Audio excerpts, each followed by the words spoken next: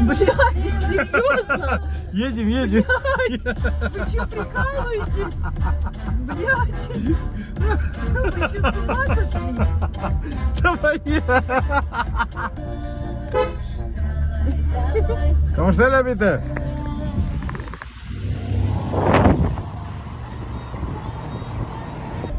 Это Мексика, детка, блядь.